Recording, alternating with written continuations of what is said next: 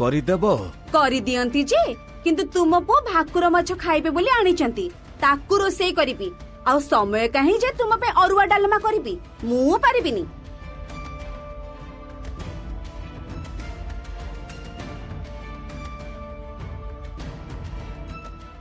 ସାନ ବୋହୂ, ଏ ସାନ ବୋହୂ, ଟିକେ ବାହାରକୁ ଆସିବ। ଆଜ୍ଞା ବାପା, କୁହନ୍ତୁ କଣ ହେଲା? ସାନ ବୋହୂ, ତୁମର କଣ ରୋଷେଇ ସରିଲାଣି? ନାଇଁ ସରିନି, କାଇଁ କଣ ହେଲା କି? ମୋ ପାଇଁ ଅରୁଆ ଡାଲମା ଟିକେ କରିଦିଅନ୍ତ ଯଦି ଭଲ ହୁଅନ୍ତା। କରିଦିଅନ୍ତି ଯେ, କିନ୍ତୁ ଆମର ପରା ଆଜି ଚୁଲି ଲାଗିବନି। ଜଣଙ୍କ ଘରେ ଭୋଜି ନିମନ୍ତ୍ରଣ ଅଛି। ତୁମ ପୁଅ ଆଉ ମୁଁ ସେଠାକୁ ଖାଇବାକୁ ଯିବୁ। ଆଚ୍ଛା ହଉ।